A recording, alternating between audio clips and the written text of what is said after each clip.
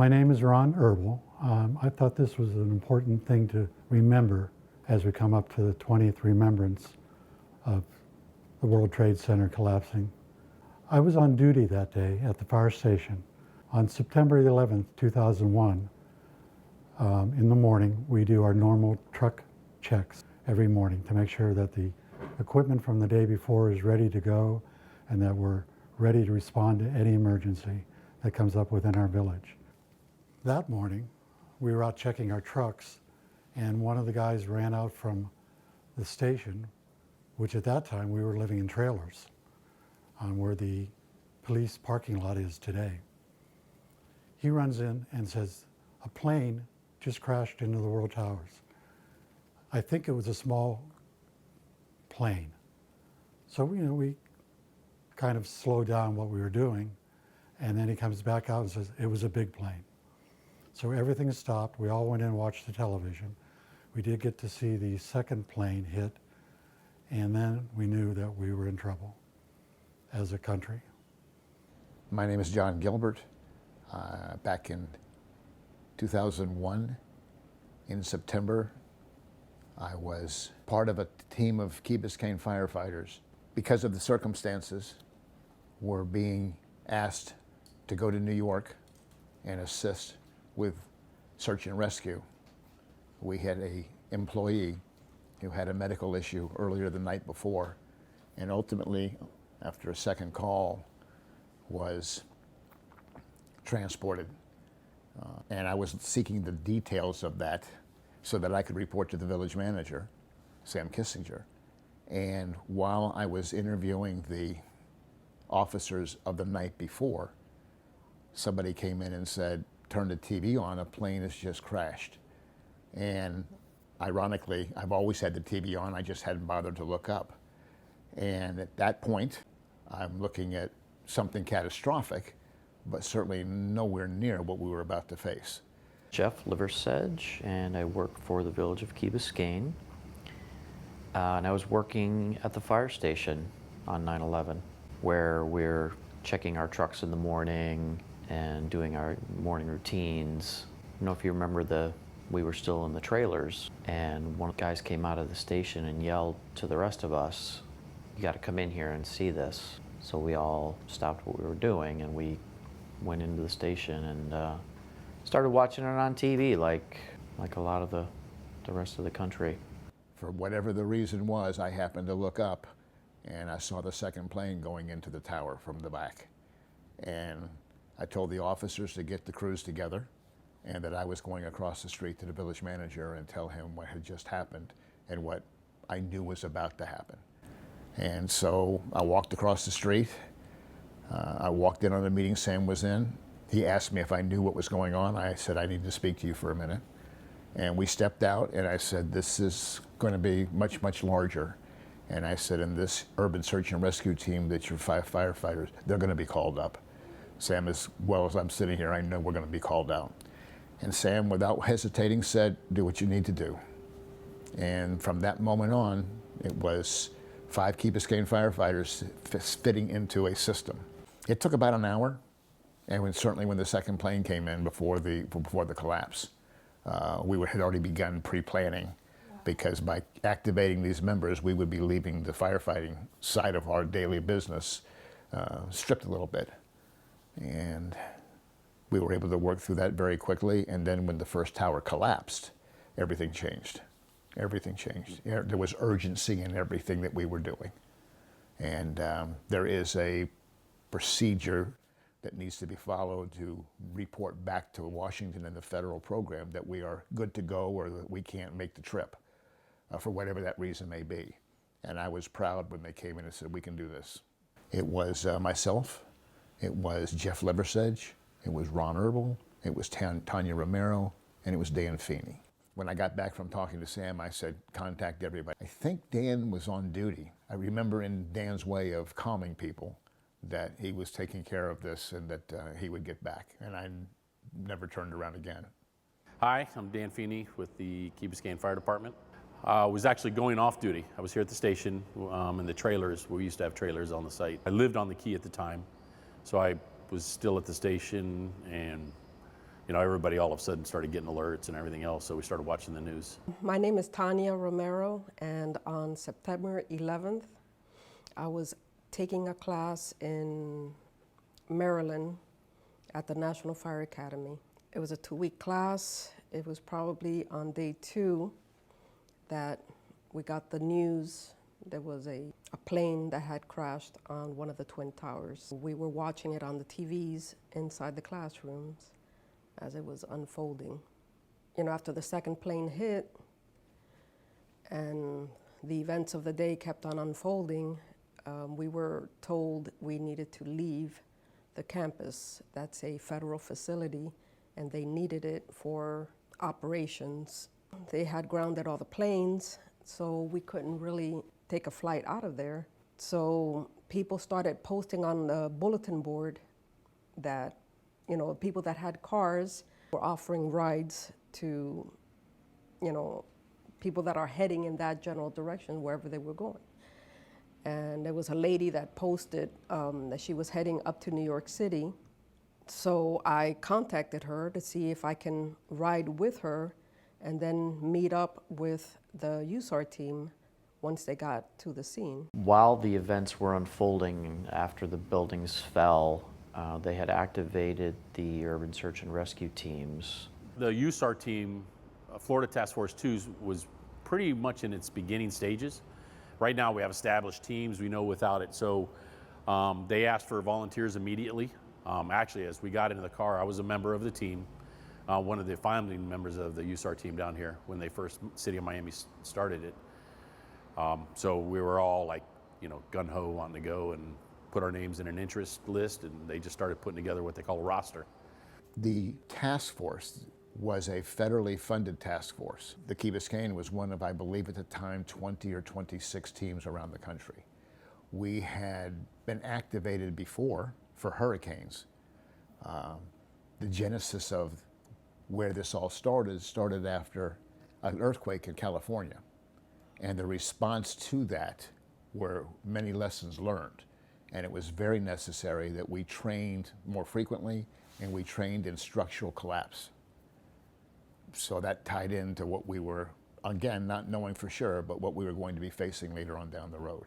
The 5 members were part of a group that had been training together for quite some time, as a team, as a unit, all members going at the same time. That's changed a little bit now, but all members were being tasked together for a department of 30 members, and to have 5 of them respond to New York, that ratio wasn't matched by any other fire department in South Florida.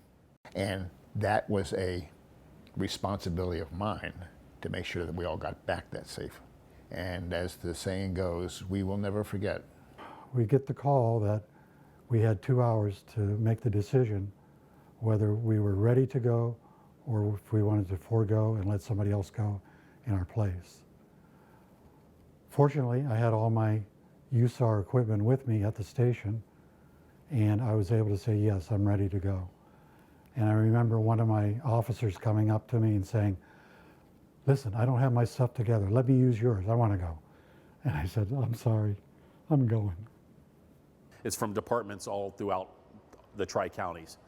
And we trained together, and I got all this specialty training from them that I can bring back here. So search and rescue, high-angle rescue, called confined space, amazing training. The task force, federally funded, the most extensive set of equipment when it comes to structural firefighting with cameras and acoustical information, dogs, engineers, doctors. The system nationwide is set up so that each of these task forces, with the same equipment, the same number of personnel, with the same, for lack of a better word, expertise, can intermittently fit in where you weren't dealing with somebody new. You were dealing with different faces, but you knew that their training level and their equipment level was the same. We had practiced for the, I don't remember what Olympics it was, but we had practiced air response. We had gone down to Homestead Air Force Base a couple of times to learn how to pack and get the equipment on a big aircraft. And we did that. We started moving equipment down, and we started making notification that we were coming down. And that's a process And when it was determined that we could go, then the search and rescue team, they basically were all firefighters, mostly firefighters, get our gear and we start to assemble at a meeting place. I was in touch with my chief at the time, and he was telling me that they were going to get deployed to the site. So I had contacted my sister to see if she can bring my USAR bag, the bag that we keep intact with, you know, our PPE, equipment, uniforms, supplies, to take it over to the staging area where the team was meeting, so they can bring it up for me. I was up for a 2-week class, so all I had was, you know, civilian clothes. That is our point of departure, so everybody reports there. There's a significant amount of equipment at the fire college standing by ready to go. That's where the first team meeting with the politicians that were involved and with things that were going on. That was probably somewhere around 5 o'clock in the afternoon. And probably the most remarkable thing for me personally was getting a phone call back from the program director and saying that I was going to go out as the leader and that Virgil Fernandez would be backing me up. That continuity and the fact that I had worked with Virgil for years. We gave the team, before leaving Miami, we gave those family members and those around, we gave them assurances and confidence that we would come back, it would be fine, but we had a job to do. And I'm proud of that also. And I remember that time very well. You know, I am a man of God. And I wanted to say a prayer before we left to the group, because I know if I didn't have my faith, I wouldn't have been able to go. And I felt like I was talking to an empty room. These 60 or 80 guys in front of me, and we just all had this blank stare on our faces like, what are we getting ready for? What are we looking forward to? How can we work? How can we make a difference? We got on buses and we went to Homestead because our anticipation was that we could fly to New York. But because the military had locked everything down, nobody was giving out aircraft, let alone to a bunch of firemen who wanted to fly up to New York. We sat at Homestead Air Reserve Base for at least 24 hours waiting for decisions to be made. I don't do well waiting. So we were stalled at Homestead for a day until they could figure out that they're not going to give us an aircraft, and we decided at that point that we would drive straight up. I know administratively I had been doing things that, from the procedures, that I had to do with Virgil to get the team out the door. And we continued doing that while they continued putting the equipment on the trucks and getting the staffing. There's a whole process that goes about before we roll out of here with 68 or 72 members. And so we finally notified them we were on the way and that they needed to find out where they wanted us to go. And to keep a long story short, we left early evening, caravanning north, and probably within an hour, I was given instructions to report to the Pentagon. They needed assistance at the Pentagon. And so that was our first area of deployment, was heading in that direction. But then we broke it down, put it back in a semi-truck, and got on the road. We actually got on the road, and some people stayed back to get the trucks ready because it was taking longer. They made the command decision to have a caravan, and we'd all travel up there together. They rented 2 or 3 buses to put all the men on. We had 4 or 5 semi-trucks all ready to go with all our specialized equipment. And I was honored. I got to ride in one of the command vans that the village of Key Biscayne owned. So I was in that vehicle for 24 hours, driving straight through with 2 other gentlemen in the van with me. And the decisions on what we would be bringing with us as the task force was moving were made possible by the procedures that we had already put in place and by the training that we had already done. Most of it was stored in the city of Miami. We have a warehouse. It's pretty impressive, massive semi-truck, boats, and because we do swiftwater rescue, there's probably 5 to 10 semi-trucks now, command trucks, a huge inventory, and everything's stored there because you have to inventory it all the time. You have to train with it, and it's in one warehouse. And you get, is it a flood or whatever, and then you grab all the stuff, put it on the trucks, and we go from there. Commercial bus tour lines, so that we could comfortably relax and rest as we were driving north. I don't remember how many tractor trailers full of equipment. I mean, we walked out of there with a bunch of stuff that we had trained with and that we were familiar with. It's a process that's already in play. Everybody has that same book. Everybody's responding with the same category of personnel, the same training, the same experience. We couldn't have asked for anything more, but we didn't make it to the Pentagon. We got redirected to Fort Dix for staging and for waiting to be told what to do. And we did that for one day, and I came back and I said, okay, you guys don't know this, but I hate waiting, we're moving. They're really trying to grasp what's going on, and they got all these resources coming. And our biggest thing was just to get up there and be ready, so we drove. We arrived at a military base in New Jersey called Fort Dix. We spent the night there, or the day there, getting ready to be deployed to the pile, to the World Trade Center, to accept our assignments of where we were going to work and what we were going to do. And I was given a telephone call. They weren't happy, but when they explained it to me, I understood. There was a team that responded, close team, but they had never been out the door, and they didn't have the same equipment list. And we were there to relieve them. And that was the hardest thing I had to do. I had to look that task force leader in the eye and said, I'm here to replace you, and we will help you pack your stuff, and we need to get our stuff in here. So little things, but behind the scenes, that was a tough call. It was the Massachusetts team that needed assistance. Didn't last long. Once we got on the road, we were redirected to New York. I think at that moment in time, a lot of people were, I don't know how, but a lot of people were seeing film footage in the task force. Old school, I was listening to it on the radio. I wasn't seeing the visuals. But when we stopped for a break, I began to see just what an effort this was going to be. Just to get to the site. Traffic, cars abandoned, roads shut down, roads left open for emergency services only.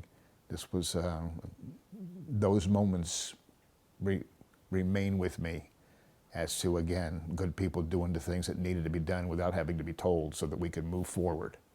And that's the way it was. It was a military base initially, and we staged our equipment. Then we had what we call our BOO, our base of operations, was at the Javits Center. And that's where we slept, we ate, and we developed our teams. We put them into Alpha Bravo teams. So that means we could work 24 hours, 12 and 12 through the day and night, slept and ate there, and drove to the site. And she dropped me off at a fire station in New York City. There I was able to leave my suitcase, and I just gathered enough clothes for a few days to hold me over till I got, my equipment and my uniforms. And I just packed whatever I could in my backpack and headed up to the Javits Center, which was in a safe area away from the actual World Trade Center site. I actually slept on the floor of the Javits Center. Very large convention center that had conventions already there, and to take all of that and all of the teams, it was quite an orchestration.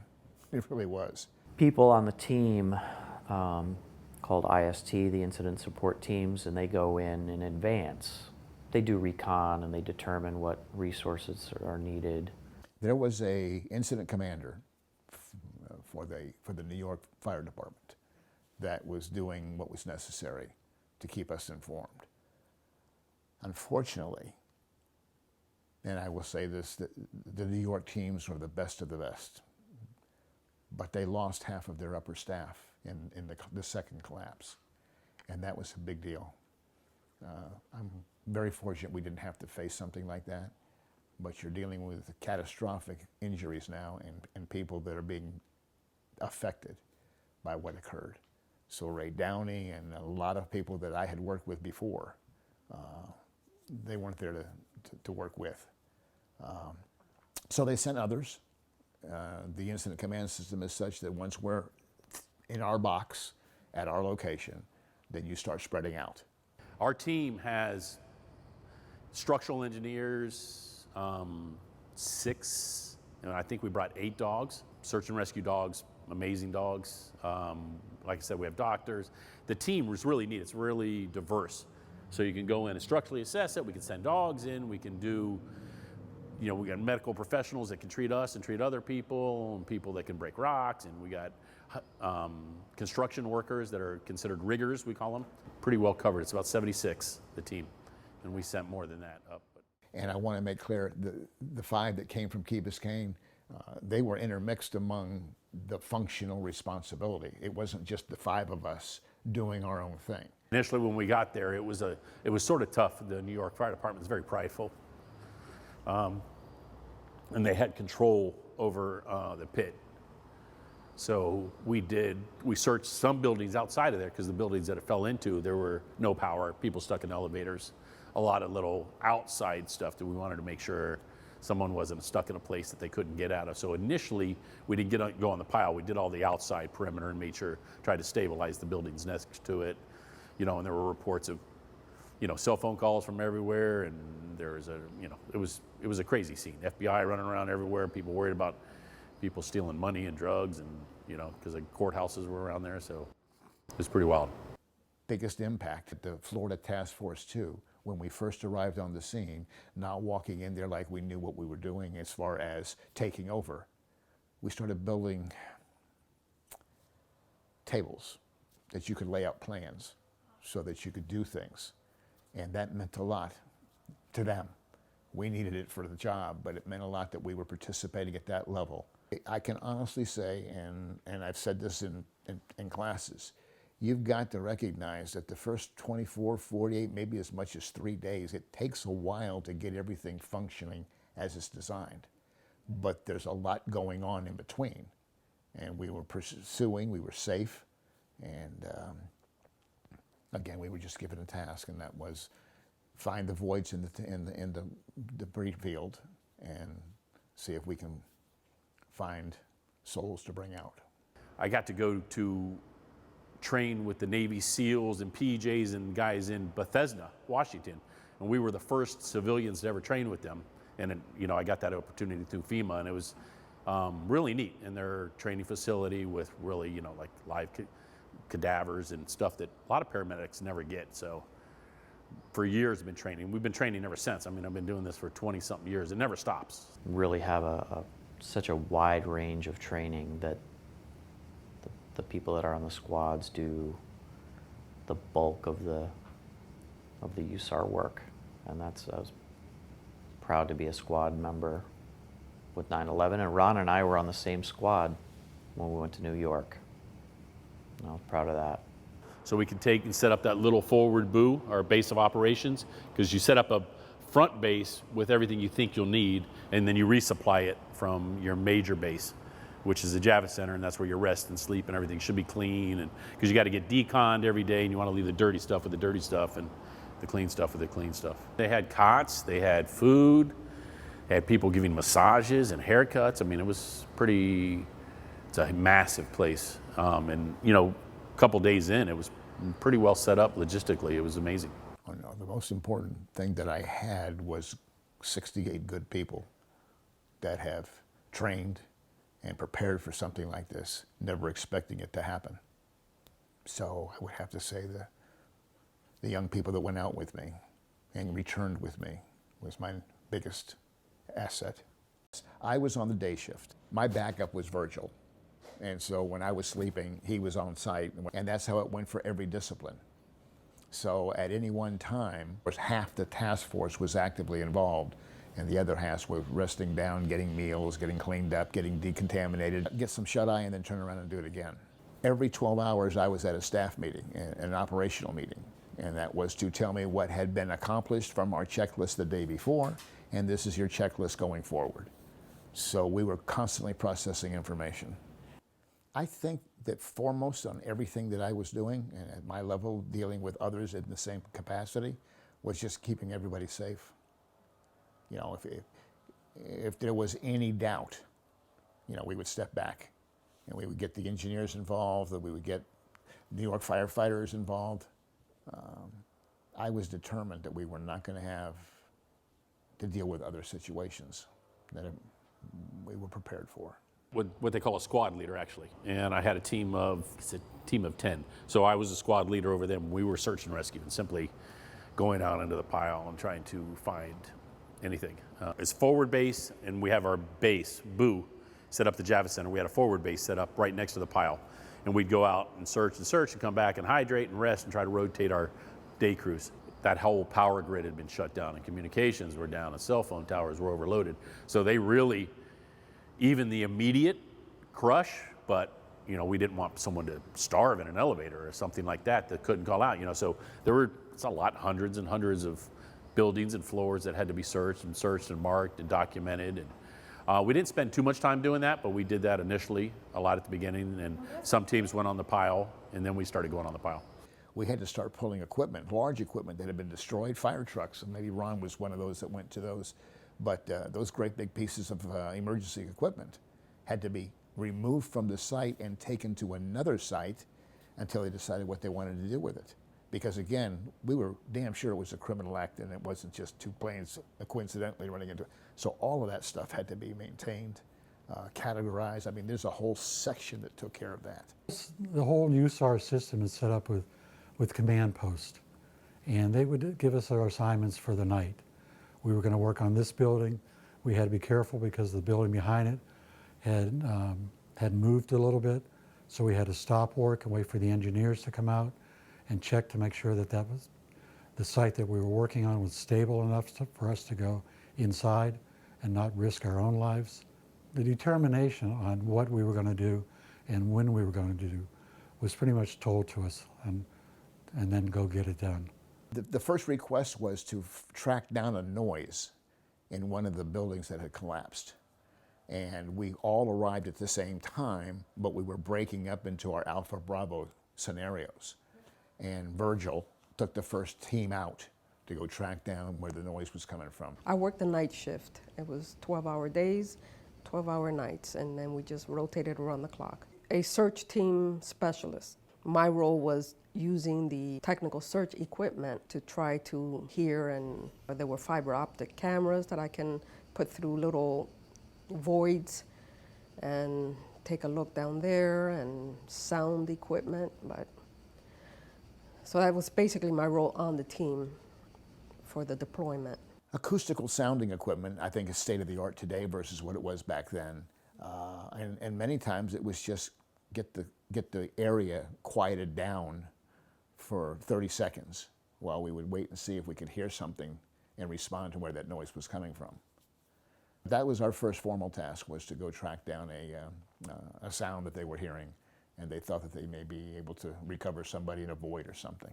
Right in front of us would have been the highest piece. And so we were, at that point in time, we were focused on what was on the top floor. And again, there was a very, very large investment firm, I don't remember the name. They took up the top 3 floors, and representatives that were not on site when the collapse occurred came to us and told us what we were looking at, where it was in the picture of things. It wasn't very easy to get to, but it was an area that we chose to concentrate on. Upon arriving at the scene, my first thoughts that went through my head is that I was on this gigantic movie set. I had done a lot of work here in Miami working on movie sets as a set medic for Miami Vice, for Fast and Furious, for all these films that came later. But then it sunk in. It wasn't a set. It was reality, and we had to start working. From that point on, it's almost a blur.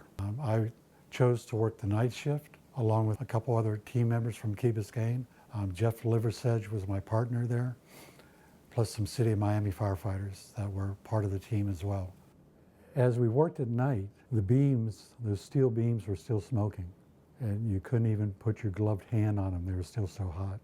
And we had to rappel down. We were down 6 floors below the pile, and I had never realized that there was a whole shopping center down there. Clothing stores, jewelry stores, all kind of stuff down there. I remember passing a donut shop, and I don't know what floor it was on, but all the donuts were lined up that morning, ready to be sold. They were still sitting there. Clothing shop, all the men's clothing neatly folded on the shelves with dust all over them. I was a rescue specialist, which means I got to do anything and everything that they assigned to us. When you see something on TV, you think you have a picture of what it's going to be when you get there, but the scale is so enormous that you can't describe to anybody what you think it's going to look like. And even when you get there and you see it, it's still kind of indescribable. I did get down deep into the subway system. I took my planning officer and one doctor with us. When we got down there, it was no need to spend any time because the marking system that's consistent throughout the entire program tells you what you're looking at. Tells you whether you have viable patients, if you've got chemicals or hazmat material. So when we got down there and started seeing those markings, I knew that at least a preliminary search had taken place there. And I was not ready to devote resources. I was ready to move on and continue to look, keeping in mind where this was, keeping in mind that another team had already been there. And I knew that through the program protocols that they would come back in and continue doing. Initial searchers had done a tremendous job of finding people.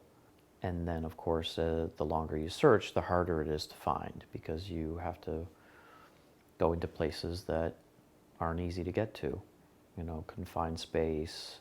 And if there are no confined spaces to go into, then you start to dig and you start to look for confined spaces. It's got a sublevel that goes down 5, 6 stories. So they had beams that went down through the, through the subways and then all the way down. And we'd go down and you'd open up into a parking garage and then a subway and you see a beam all the way through it. I mean, floors and floors. There was a subfloor that we had to search to make sure people weren't stuck down there. And because the understructure of that whole place was enormous.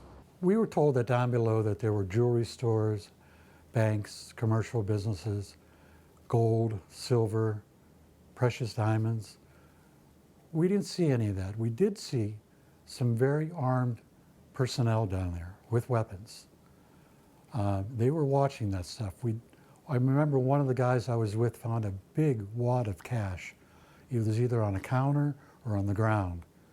And he had to turn that in, of course, but there were armed personnel down there because we had heard prior what had happened was every day we would send our laundry out to be washed. And they had this great system down. We put it in a bag. They'd wash it. It would come back all nice and folded for us with our names on it. But somewhere along the way, some team, not ours, some team had gotten their laundry stolen. And they were afraid that whoever had stolen that was going to use it to go down below and to take advantage of an opportunity that it's just sad that would even come across their minds. Part of the time when we start doing substructures, they would give us FBI and CIA because there were reports of millions of dollars of gold from this place and documents, court documents. And they really wanted to make sure that nobody was stealing it and they were documenting stuff. But we didn't have like on-site experts at the beginning. We just had maps and we're given a sort of a little grid, search this area, top to bottom. Just like a world put on hold for a second, it's just, everything was unusual, yeah. Daycare is empty and just weird things, But the whole thing was overwhelming to think about, so you had to be very task-oriented and focus on your task and not try to overwhelm, because you couldn't comprehend it. Jeff and I were working together, and we were on top of a hole that led down several stories, and they had found a body down there, but the body had been wedged between two steel pillars. And they had called up above for Jeff and I to go down there and to cut the pieces of the body out that we could. And Jeff and I looked at each other and I said, Jeff, I don't know if I can do this. And then from below there was a medical examiner there. He said, you pass me the saw, I'll do this. I've done it before. So that was quite a relief. I was afraid to take a break because I didn't want to face, that downtime and miss something. So, And we would go out on the pile with our little 5-gallon buckets and hoping to find a survivor. This was day 8 or 9 by that time. We had not found anybody. The smells were getting stronger and stronger. I remember finding a small, petite woman's shoe, maybe size 5, and the foot was still in it.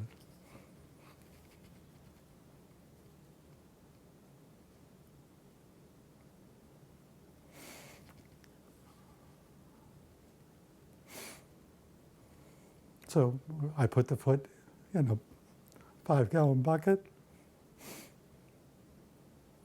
and we sent it down the pile to the authorities so that they could save it for evidence for DNA checking.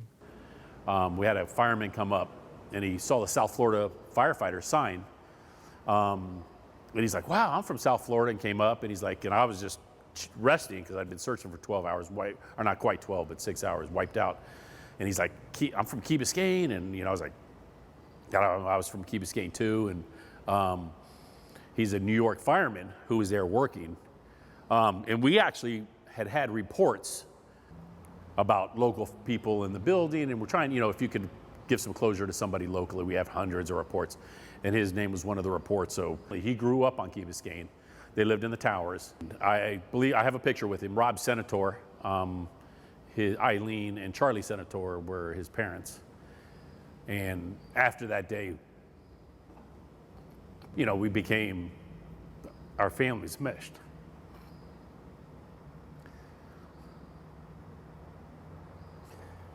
Miami-Dade right here. So one night I was searching and I saw the spray paint on the debris.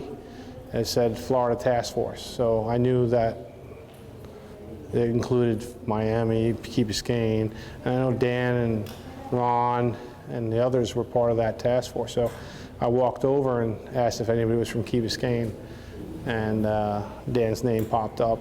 And at that time, I knew who Dan was. We were just, I knew of him. He's a great guy. When he saw me, he gave me a hug, and we both got emotional. And I said, yeah. And he said, man, I'm looking for you in the pile, not on the pile. So, because my companies at the time lost everybody that was working that day, and I had transferred from there.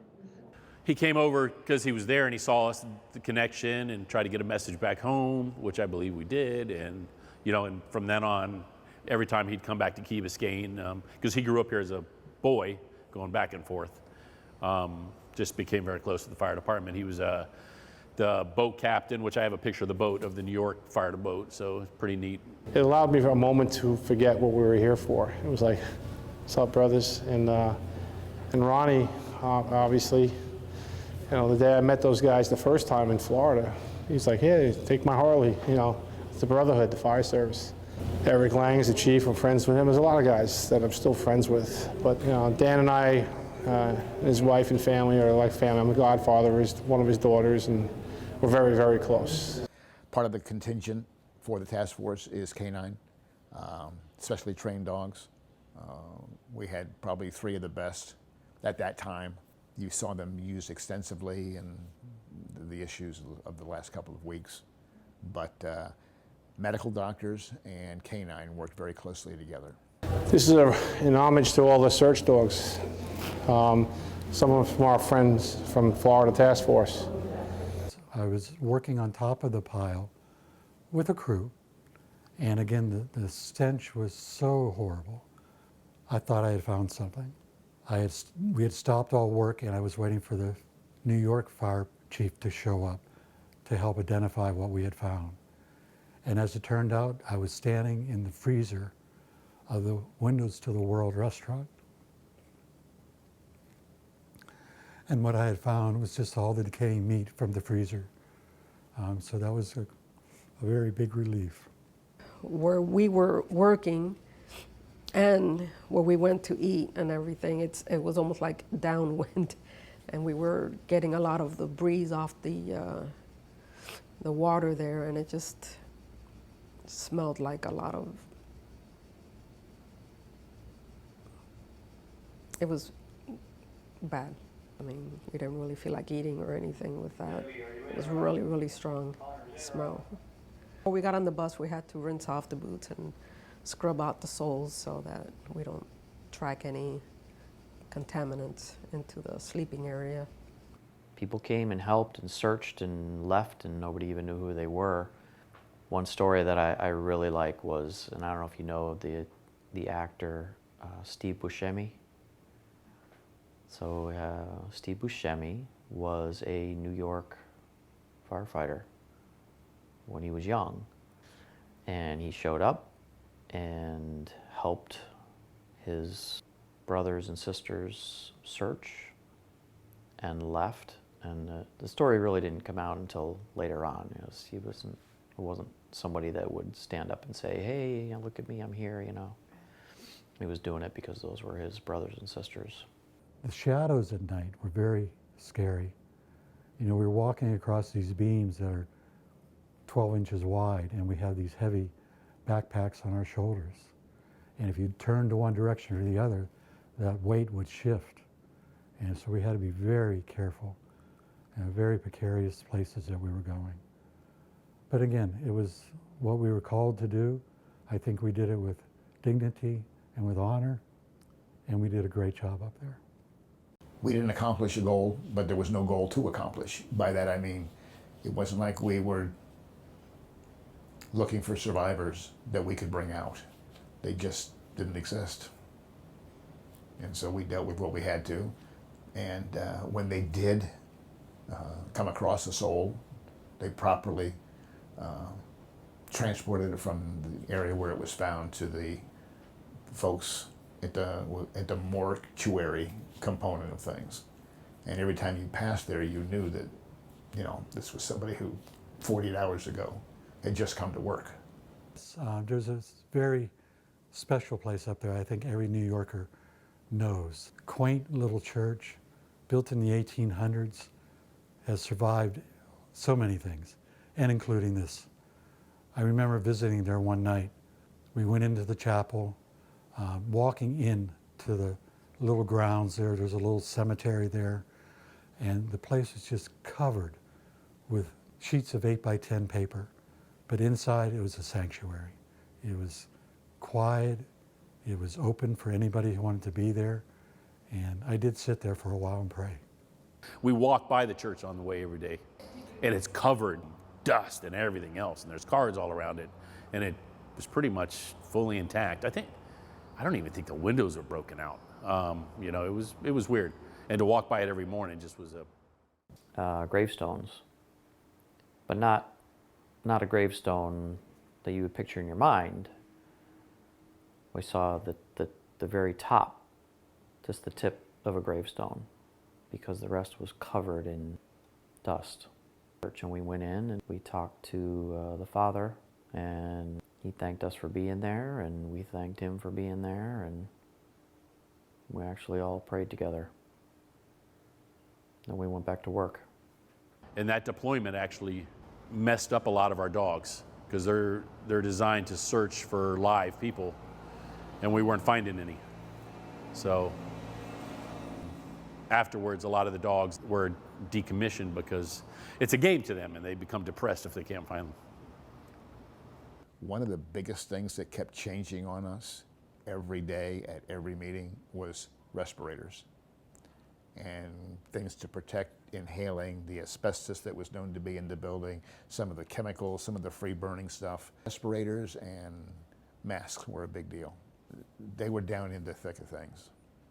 We have had issues with respiratory injuries that are attributed back to 9/11 and back to New York. Upper, lower respiratory issues and cancers are linked to that site. You know, well, that, you know, also being a firefighter can contribute to a lot of those issues, but they did link my chronic sinusitis to the World Trade Center dust. Sinusitis, like inflammation of the sinus cavities, and I grow polyps. Had 3 surgeries already to try to improve my breathing. Main advice is to make sure you're using all PPE, all respiratory protection. You don't know what's in those buildings. You don't know what you're going to come across. And it could be asbestos. It could be a number of different things that can come back and affect your health later on. But, you know, you train for that and you use your protection and you do the best you can. I feel very privileged to be able to have helped at the time. Yes, I would have gone again. That was probably one of the best experiences of my career. That was when we first arrived on the scene. We were told that the air quality had been tested. You could not see the buildings in front of you for all the smoke and steam that was coming out. So we were issued paper masks to wear. And for a while, that is all that we had. I think there's a picture of me somewhere that just shows me wearing a paper mask, and it's not even up around my mouth, it's around my chest, because it was so hot to wear those things while we were trying to work, when the conditions outside were just so horrible, and the heat from all the burning and the steam coming off the piles and the heat coming off the beams. It was just almost impossible to wear these masks at that time. So yes, today, if we had some sort of filtering system for our breathing, it would be so much better for the guys today that have to go into these conditions. Later on, they gave us the canister breathing mask, which we had a little canister on each side of our mask that filtered the air better. It was easier to breathe that way, but it was still hot to work in those conditions. But we kept those on for the most part after that. You asked me a question earlier, something remarkable. The outlaying of the community, standing on the side of the road every time we moved, sending things to us, shouting and cheering for us. That was something that I had not experienced before. And more importantly, they kept doing it every time we moved about. The citizens of New York and residents they appreciated what we were doing. And that meant a lot to the team. That kept us going. I had found this bolt, which was one of the bolts that hold those steel beams together. And it was laying on the ground broken. So I picked that up and I shoved it in my pocket. And there was another piece of granite that I picked up off the ground. And this came from that area out on the plaza where that big gold dome is. I remember that. And this was laying on the ground next to it. And I also kept my helmet, which was up there, which I used up there. This is my Fema helmet. We have a light on the front. The batteries would go in the back. And the reason I wanted to keep it was because at our base camp, we always had the politicians coming by, and the actresses and actors would come by, and they want to see what was going on. Political, you know, but whatever it is. But I got a thank you from Signor Weaver on my helmet. Blanca Jagger downstairs, she was there. She had come through our tent. Mayor Giuliani, I met him there. This helmet is government property. This was issued by FEMA. As we came back, I think through Florida, and maybe even outside of Florida, almost every overpass, and I hope I have pictures of it, of fire departments. And I mean, the way that the team in New York was supported, I mean, it was like, you know, that was overwhelming in itself, you know, just all the support from everywhere in the world. It was so cool to be part of it. It's like the coolest thing to be part of, but the worst thing ever, you know.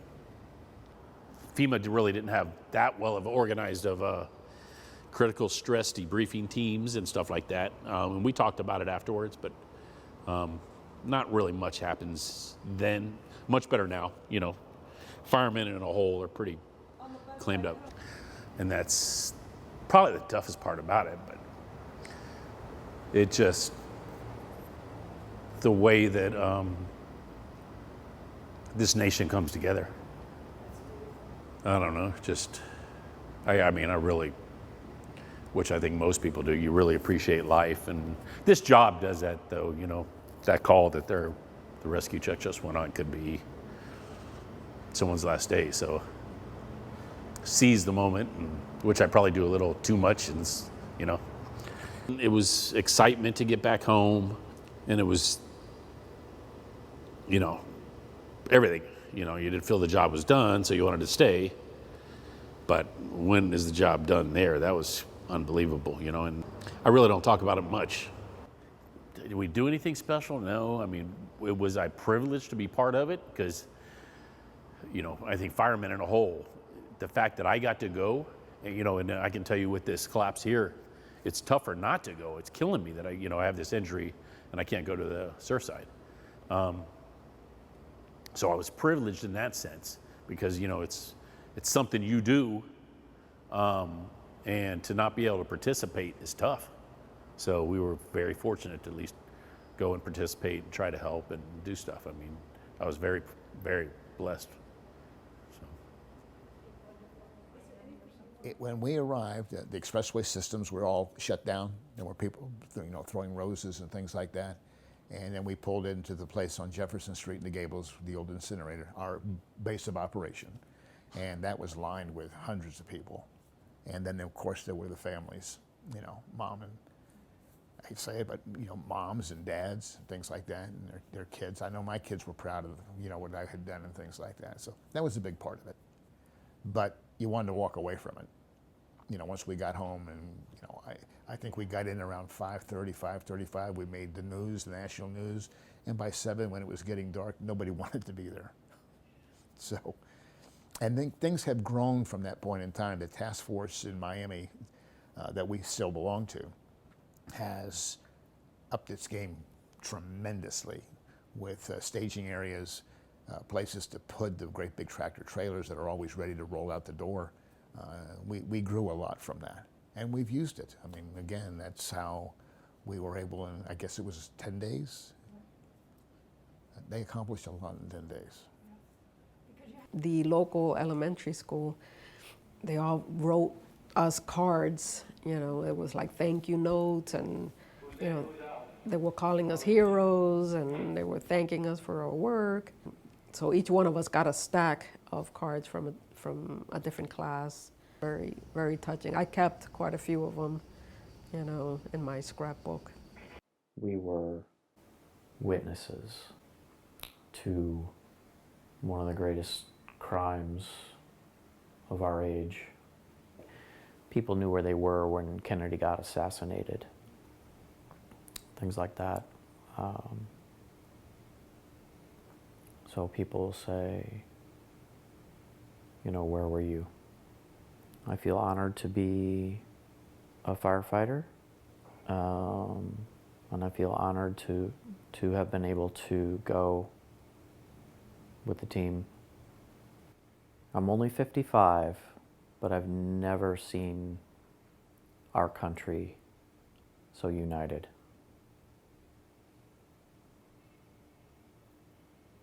And I don't know if I ever will. I think of everything that I have been through. The one question that I have for Ron is, would he do it again? He knows the price he's paid. Would he do it again? Simple answer, yes. It was such a honor and a privilege to be able to go up there and serve. And yes, I would do it again. I have no regrets for it.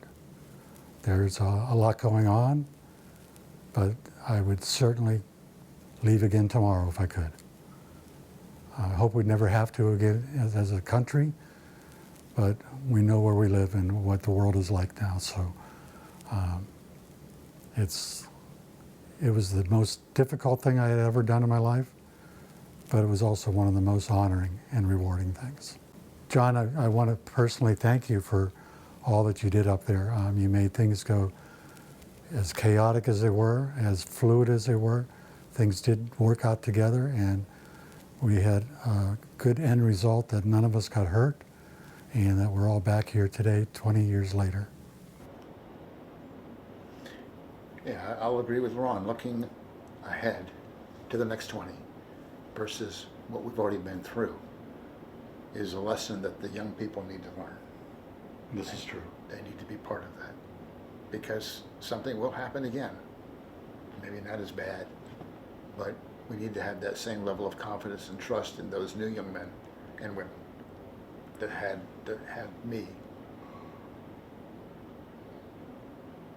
represent them. And it is amazing that teams from all over the country worked together as one unit, and we really did accomplish a lot. Being on the pile and working, passing those little 5-gallon buckets up and down the pile, and you really don't stop to think about, what the later ramifications might be for this. You're just doing your job. It may take years for those feelings to come out and to look back and to say, wow, that was really something. It's amazing. I can't believe that I was there and that I did this. That very short time in my lifespan and doing what we did there and coming back home and getting it back on with living and loving life, it really made me realize that life is short, that you really have to stop, smell the roses, travel, share. I think one of the most important things that it taught me was relationships with family and friends become such an important part of one's life. And if you don't have that, you're lost. It's the fire service in general, anywhere you go. You can go anywhere in the country and show your ID and your family. Obviously, this put us, Fire Department of New York, on a little bit of a pedestal, which doesn't mean we're any better or any braver than the smallest departments. They're ready to put their lives on the line every time. So I always tell people, you see that fire truck coming or going, they're either going to risk their life or they just did. And they say the bravest day to be a fireman is the day you sign your name on that application. So I take tremendous pride having this on my sleeve. And when I retired recently, it was a difficult decision. As my chief said, you were one of the best that I've worked with. That patch on your sleeve doesn't have to be there to realize who you are. So that patch is always going to be there. When you see the 343, that's with one star, it means you were here when the collapse happened. If you have 2 stars, it means you had been in the building before the collapse and during the collapse. If you have no stars, it means you got here within 24 hours.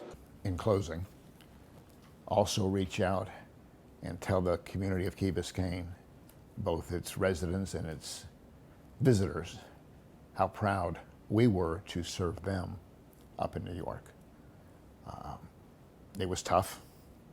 We had a gathering of the families and the residents on the village green at the Space Needle, which was what used to be called that gazebo area. We had a recognition, the elected officials and the young people in the community. That's what we focused on. We focused on this is an act of terrorism, it affects all of us, but our freedom is still solid, it's in place, and you can't knock us down because we're going to get right back up.